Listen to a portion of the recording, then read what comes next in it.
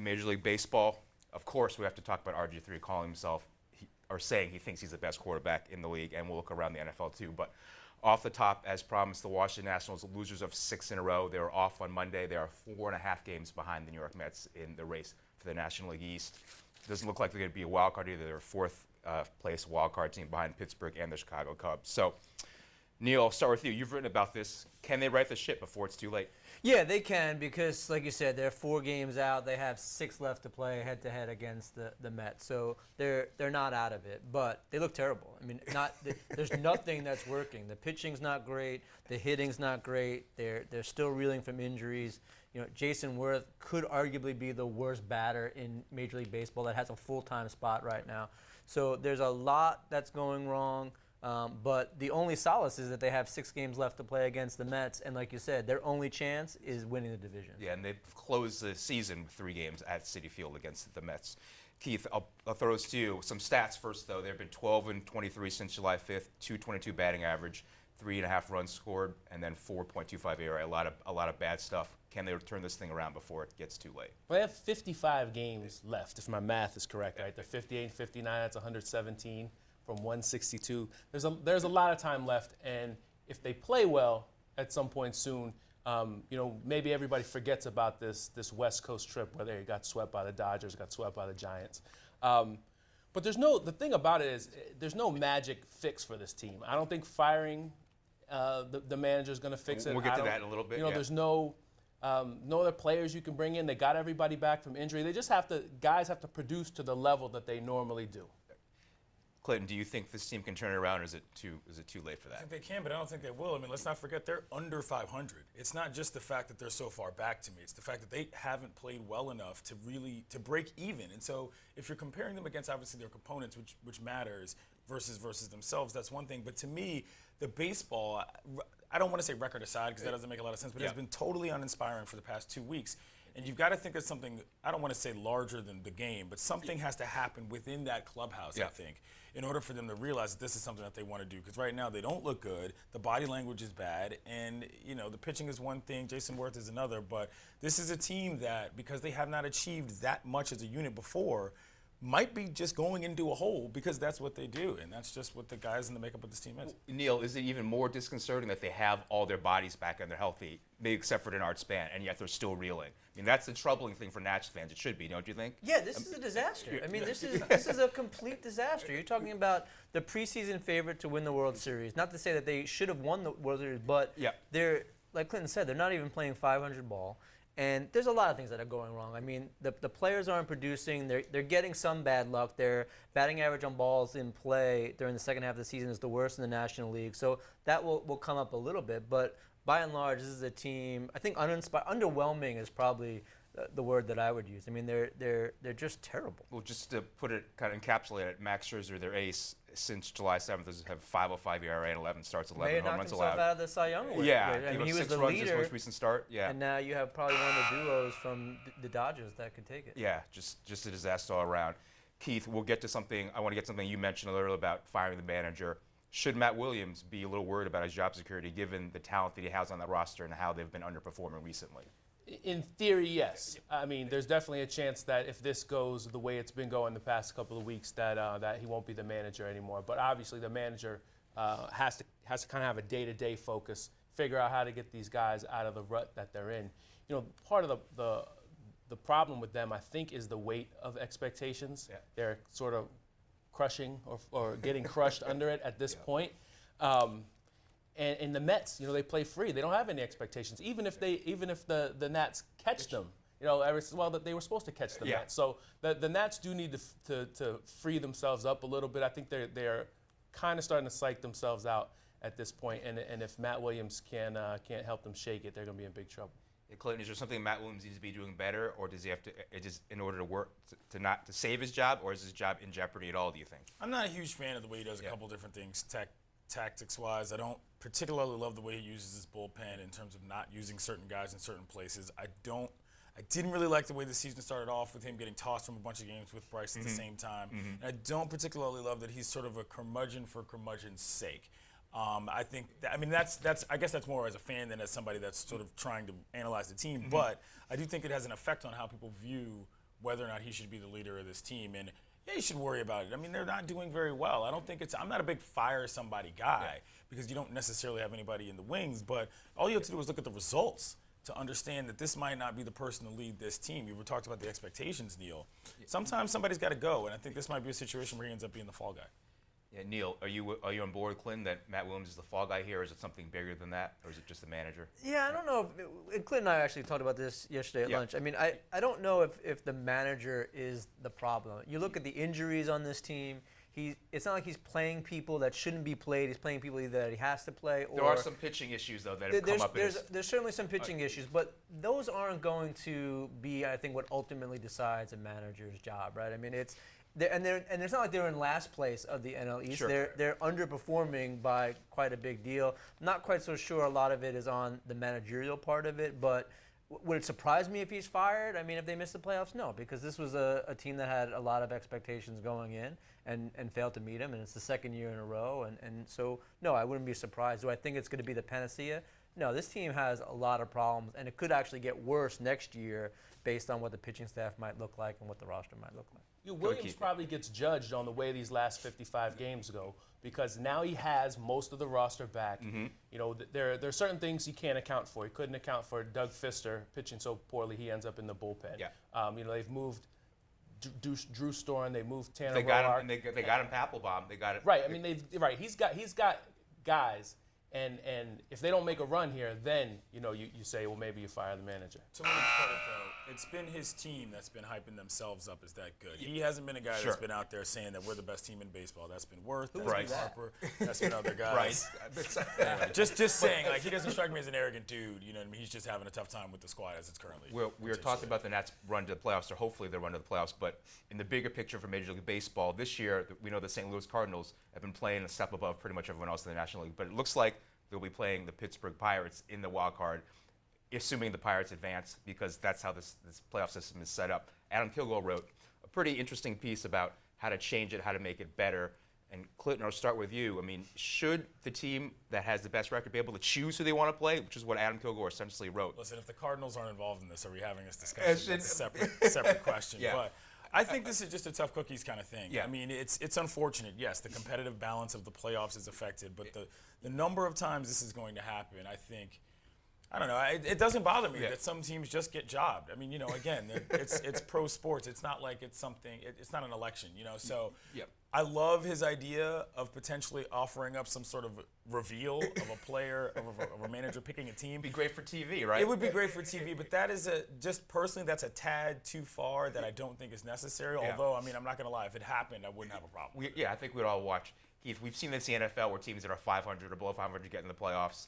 Should Major League Baseball change it, or is it just kind of an odd year this year? Well, I think it's both. I mean, I think Adam's idea would be great, and I don't think it's a travesty either. If the Cubs are, they only have 67 wins at this point. They're not like, remember there was a year when under the old division system where the Giants won 103 games, they finished one game behind the 104-win Braves. That's getting kind of screwed. Sure. But I don't think we're looking at this situation here. Baseball's made a lot of pretty good fixes to their system over the past few years. They balanced off the unbalanced NL Central with the 6 teams and the AL West with the 4. Those are all balanced off now. The second wild card certainly keeps a lot more teams in the mix, and you saw that at the trade deadline, teams going for it that maybe wouldn't have been making those kind of moves in past years. So I think they've made a lot of good changes, and I just kind of have to let the chips fall where they may from year to year. Yeah.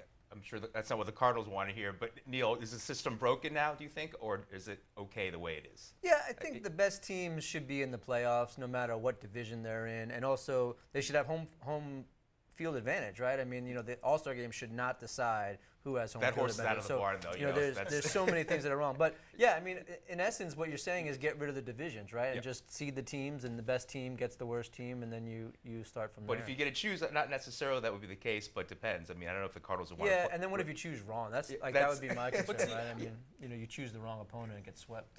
Well, but what they did with bringing back adding the extra wild card is now it means something to win the division again because you don't have to play in that first game. So it would be cool if they got to pick who they played after the teams were seeded. But I still think the fact that winning the division means something but it doesn't completely That's knock a- the second place team That's out a of the playoffs. made-for-TV event, right? It'll be a 2-minute decision that they'll milk for an hour and have a whole big thing There's about it. there's a small part of the purist in me that just doesn't want it to change again right now. You know what I'm saying? Like it wasn't Change it every year. It wasn't Yeah. that Do it every long year. ago that they added Snake the- draft. You know, Do it all. so like, come on, can we see how this plays out over half a generation of baseball fans before we start tinkering with it again? It's not that bad to me as it's currently constituted, but I don't know. Maybe it needs something new. Well, we certainly know the Cardinals would much prefer to play the Washington Nationals than the Yeah, Pittsburgh well. Pirates in the playoffs, right? Given the history of that. But let's move on to the Washington Redskins.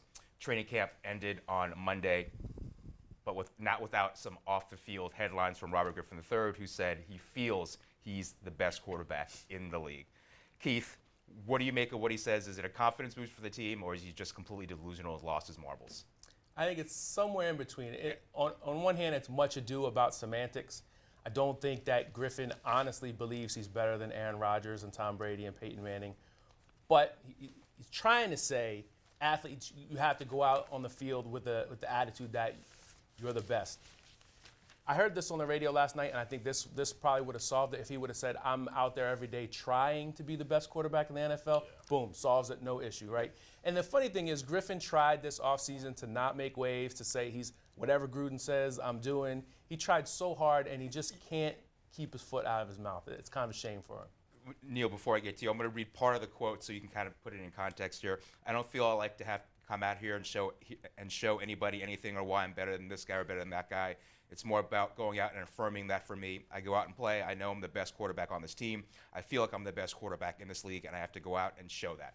Now, Neil, is it too much to do about nothing here? I think so. I don't have that big of a problem with what he said. I mean, there's context there, right? It's not that he's saying, look, he knows he's not even the best quarterback from his draft class, so there's no way to say that you're the best quarterback in the NFL. But he says he's trying to show that on the field. And, you know, maybe I'm reading too deep into it. Maybe I'm giving him the benefit of the doubt. But, you know, the best quarterback on the team, that too is kind of suspect, right? I mean, you know, there's a lot wrong with what he said, but I don't think that it was so inflammatory that it should have sent the amount of shockwaves through the social media and everything that it did. I mean, you want your quarterback to think that he's the best, right? I mean, maybe because Griffin were hypersensitive to it because he's always running his mouth and he's not producing on the field, but you know, I don't have, I guess, as big a problem as most people do. Clinton, we know that Tom Brady, Aaron Rodgers, those guys, Peyton Manning, have never said anything like that. What are your thoughts on what RG3 thinks of himself? Again, I ultimately think this is harmless hyperbole, but I do think what he believes in his own mind is off base on merit, not on,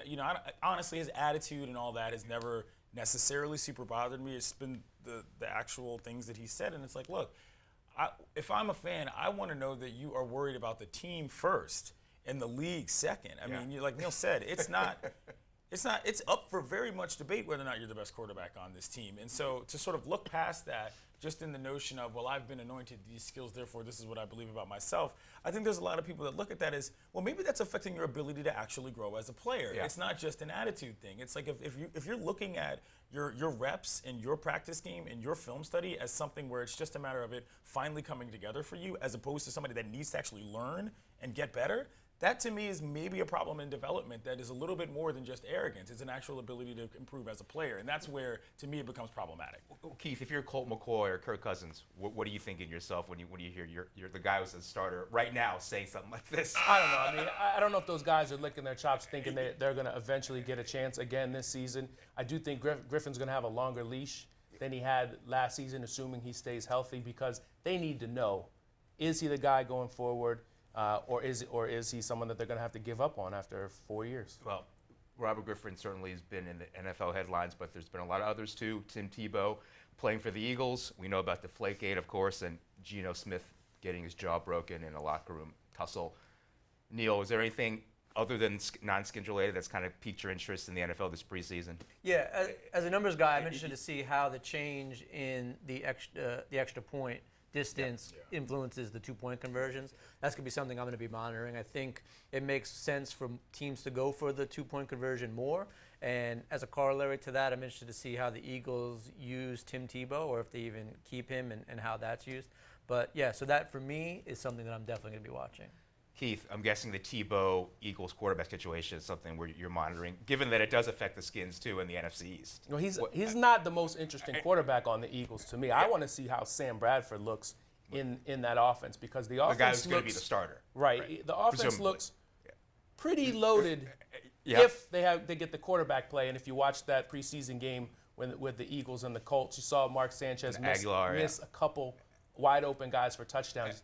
And you're like, man, if they just had a quarterback who could hit those open guys, that could be a very good offense. They seem to make improvements on defense. I think Tom Brady or the Patriots, if the Brady situation lasts to where he doesn't play the 4 games, how do they bounce back after those 4 games, whether they start 2-2 or whatever the case may be? And how Jimmy Garoppolo looks. And I also think there's some other interesting teams around the league that normally don't get much shine, like the Rams now have Nick Foles, the Bills with Rex Ryan, LaShawn McCoy, Percy Harvin.